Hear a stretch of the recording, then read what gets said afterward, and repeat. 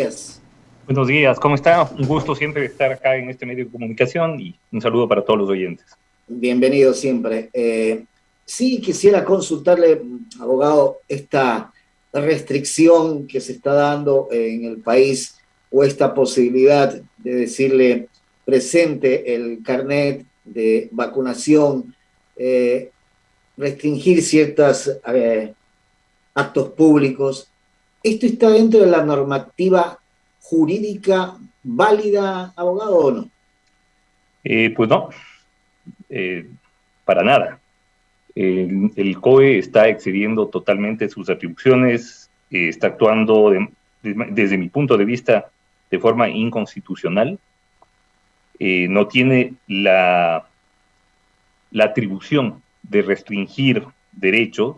Esto lo puede hacer solo el presidente de la República y decretando un estado de excepción, o que se envíe pues y se apruebe la ley de gestión de pandemia conforme lo ordenó la Corte Constitucional en 2020. Esta ley no se ha propuesto siquiera, no está en debate, menos todavía se ha aprobado, como para poder restringir derechos de manera válida.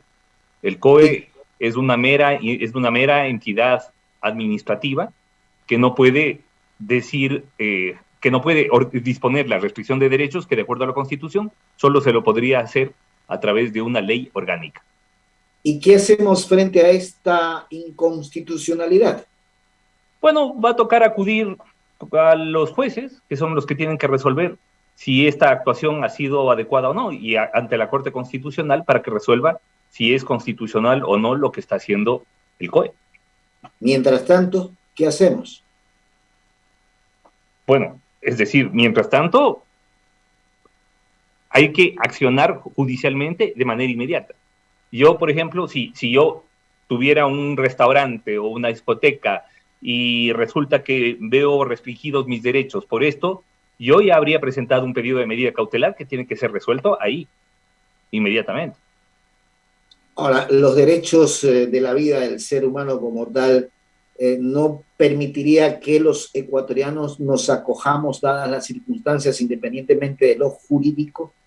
A ver, yo creo que las restricciones son necesarias, es decir, no creo que todo el mundo está loco y no creo que países como Israel o Alemania o Dinamarca, que están estableciendo cierres prácticamente totales, no lo hagan consultando a sus mejores científicos.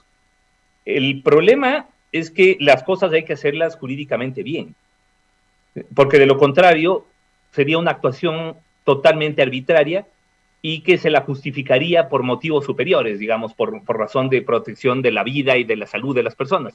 Pero yo creo que hay los mecanismos jurídicos, es decir, no estamos negándonos a la posibilidad de restricciones, lo que se pide es que se lo haga en condiciones, que se lo haga bajo las formas y requisitos que la Constitución establece, para poder seguir viviendo en un Estado constitucional de derecho. Gracias, abogado. Ramiro Cepeda continúa con la entrevista desde el panel. Tocayo, la ventaja de llamarse Ramiro, vea usted. Vea. Te pato que si no te mato. Yo soy abogado y soy un hombre de derecho también. Pero cuando usted tiene un enfermo, un accidentado en una carretera y lo tiene que ir interviniendo en la ambulancia en el camino, hay protocolos que hay que seguir que se deben hacer en un quirófano. Pero la importancia del médico en esa situación es salvarle la vida. Y lo tiene que hacer en las circunstancias que esté y donde el mundo lo ponga. Eso le pasó al mundo que no estuvo preparado ni médicamente, ni políticamente, ni legalmente para afrontar esta situación. Yo entiendo su posición, la que quiere decir que hay el marco jurídico, a veces no hay el talentoso abogado al lado de la autoridad y sí hay el fastidioso abogado por el otro lado de una defensoría. Pero resulta que usted, al igual que yo, estudiamos que el bien jurídico superior que hay que tutelar es el que predomina y el bien jurídico superior que hay que ponderar en estos momentos es el interés social y la vida y la salud de la gente. A ver, yo creo que no está en discusión que es necesario precautelar la salud y la vida de la gente. Simplemente lo que se pide es que se hagan las cosas bien. se puede hacer las cosas igual de eficientemente e igual de rápidamente, pero bien, bajo las formas y las estructuras que establece la Constitución. Sí, por supuesto, si vamos a esperar una ley que tenga que pasar 2 debates y que recién entonces podamos establecer las restricciones, por supuesto, podrá morir mucha gente en el camino si es que esto demora. Pero hay la posibilidad del estado de emergencia a la que ya acudió varias veces tanto el anterior presidente como el actual, teniendo en cuenta el tema de la pandemia. Entonces, yo creo que se justificaría en este punto, si es que el sistema de salud pública lo considera así, que el presidente en 3 minutos dicte un decreto ejecutivo, disponga el estado de emergencia y establezca las restricciones de movilidad. Pero no puede venir un organismo cualquiera, con todo respeto al COE, un organismo que no tiene atribuciones de restricción de derechos y establecer por vía reglamentaria esa restricción de derechos. Porque si es que dejamos pasar esto, eso va a dar pie a un montón de arbitrariedades a futuro. Entonces, claro, yo concuerdo con usted, tocayo, en que es necesario establecer las restricciones. Como decía hace un momento, no creo que los países de primer mundo estén locos para establecer los cierres que han establecido. España, ahora mismo, justo hace un momentito antes de conectarme acá, hablaba con mi hijo, que está en este momento en la ciudad de Sevilla, y me decía, oye, qué triste que es ver a una ciudad como Sevilla con todo cerrado a las 6 de la tarde. Han establecido restricciones muy fuertes, inclusive no solamente que ya están con el tema de pasaporte COVID y tales, sino que ya ni siquiera con el certificado de vacunación se puede mover de provincia a provincia, ni siquiera con el certificado de vacunación. Entonces, claro, todas estas restricciones tienen sentido y tienen un fundamento, pero obviamente hay que hacerlas dentro del marco jurídico. Nada más, eso es todo lo que se pide. Pero no se puede coger y escurrir el bulto y delegar al COE y que sea el COE el que asuma una atribución que no tiene. Lo que yo le decía al inicio, no siempre hay talentosos abogados al lado de las autoridades. Y eso es una realidad porque usted sabe que eso no existe, ¿no? Pero en todo caso, yo concuerdo en la forma con usted, en una parte del fondo, pero a veces los hechos superan a las realidades y a veces nos encontramos en esas situaciones. Tocayo, le paso a Eduardo que tiene más preguntas. Ramiro, gusto de saludarlo, al jurista Ramiro García Falconi, querido amigo, también usted es jurista, los dos juristas, los Ramiro. Por favor. Sí, don Javier, ya usted sabe, se pone nuestro amigo de Navidad. Bueno, cada quien alaba su queso rancio. Ok, yo le cambio la figura, pero con el mismo contexto. 2 preguntas en una para ver su criterio. Le he preguntado esto a Carlos de Tomaso, le he preguntado esto a Ismael Quintana y ahora a usted. Son 2 preguntas para ver si sintonizamos en esto o no.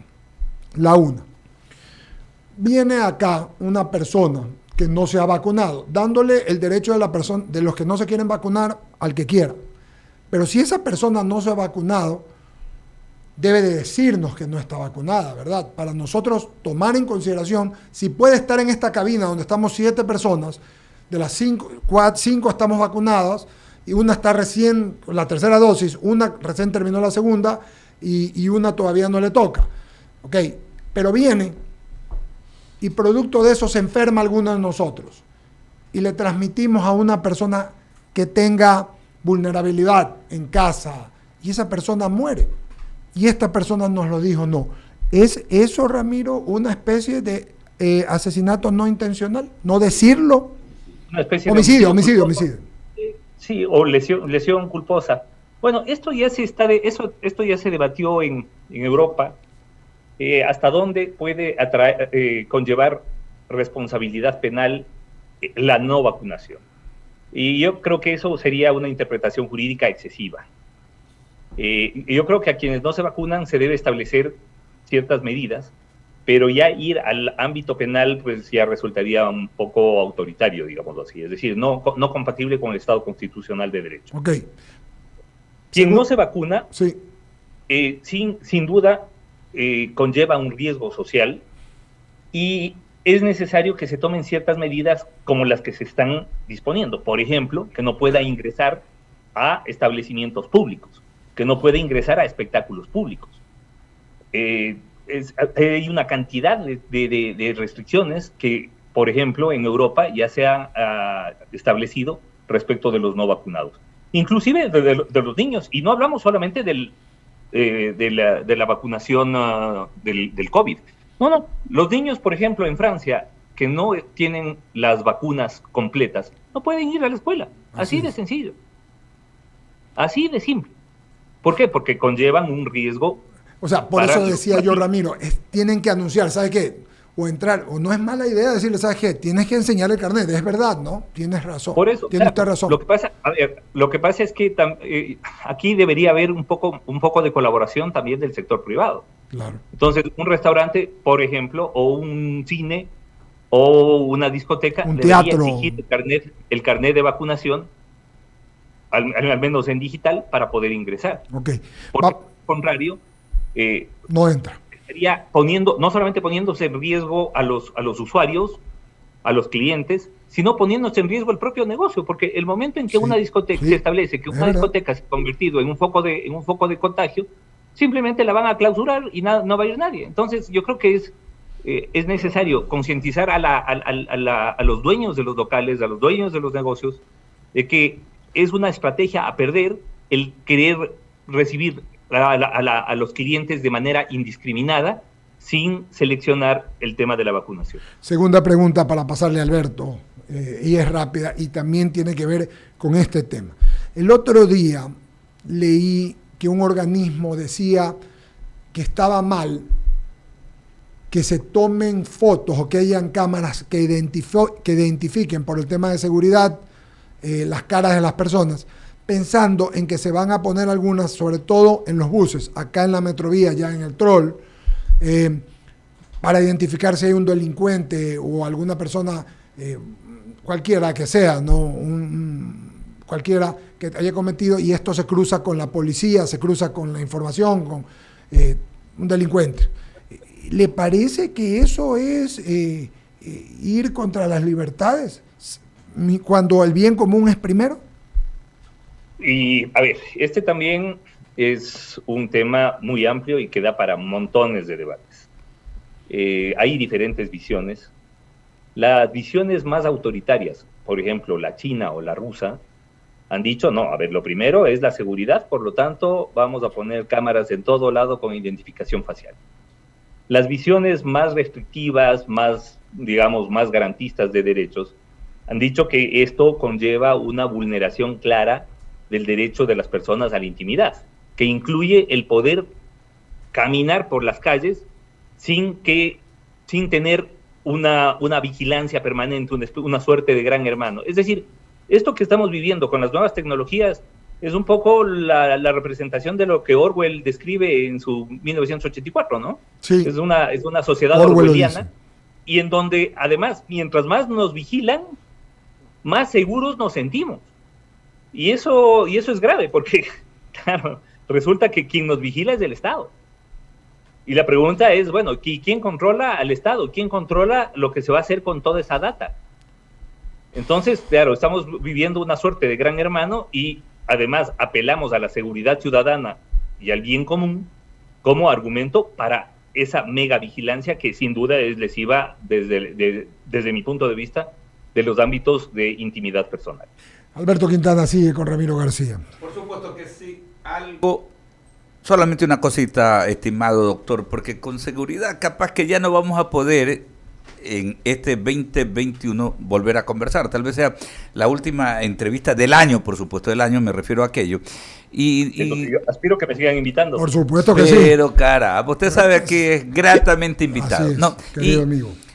Y no quiero dejar de lado este tema, ¿no? Yo sé que quienes estamos aquí coincidimos plenamente, ¿no? Que es necesario que el Ecuador recobre en sus espacios la institucionalidad a todo nivel, ¿no? Necesitamos robustecer nuestras instituciones. Vemos que en esta lucha desigual con el crimen transnacional organizado, pues nos lleva un tanto a la delantera.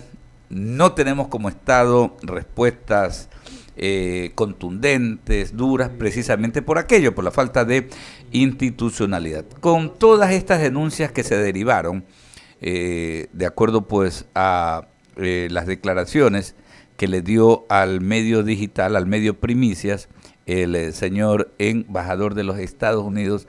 Básicamente es notorio que ha quedado más debilitada todavía la institución policial. Y nosotros necesitamos como país y como Estado tener una policía fuerte, en el buen sentido de la palabra, por supuesto, ¿no? Llena de valores, de principios, con la cual todos los ciudadanos se identifiquen. Sí me gustaría tener una lectura, porque no hemos conversado con usted sobre esta temática, ahora que estamos prácticamente ya cerrando este año, una lectura suya en torno a ese tema, doctor. Bueno, yo creo que es un tema sumamente complejo y que tiene diferentes aristas y que tiene algunos antecedentes. El tema de las masacres carcelarias, por ejemplo, evidentemente tuvo como uno de sus componentes, de los varios componentes que hay en un tema así de complejo, la intervención de grupos de narcotráfico del exterior. Es decir, la guerra de bandas que tenemos en el Ecuador y que ha encontrado su campo de batalla en las cárceles, responden a un enfrentamiento de fuera también, entre otras cosas, de bandas enormes que operan transnacionalmente. Eso por un lado. Por otro lado, estas masacres no habrían sido posibles sin la ayuda, o al menos la no intervención, de los órganos de seguridad encargados del control de las cárceles. Porque no es que se matan a piedras, se matan con armas de asalto, se matan con granadas, se matan con motosierras, es decir, con objetos que no se los puede meter dentro de un libro o dentro de un plato de comida. Así que, evidentemente, hubo una falta de control, y por supuesto, normalmente es una falta de control deliberada, de los órganos de seguridad respecto de las cárceles. Así que, ojo, claro, entonces, si vamos atando hilos, resulta que las narcobandas operan a través de narcobandas nacionales también, pero también, además, con impregnación policial. Usted habrá visto que no hay operativo contra el narcotráfico en el que no caiga por lo menos un oficial o un miembro en servicio activo, tanto de las Fuerzas Armadas como de la Policía Nacional. Entonces, claro, resultaría totalmente ingenuo pensar que esa impregnación solo se produce en los niveles inferiores. Es obvio que existe una impregnación en todos los niveles, y quien ha puesto el cascabel al gato en este punto pues ha sido el embajador de los Estados Unidos. Y claro, este es un tema que debe llamarnos muchísimo la atención a todos, es un tema respecto del cual creo que todos debemos preocuparnos, y que el presidente de la República, la señora ministra de Gobierno, creo que deberían, por el bien del país y de la propia institución policial, hacer una depuración adecuada. Correcto, coincidimos en aquello, definitivamente. Adecuada. Claro. Muchas gracias, querido Ramiro. Feliz Navidad. Seguiremos conversando. Un gusto saludarlo. Felices fiestas. Igual manera. Gracias. Un abrazo. Gracias. Fue Ramiro García Falcón.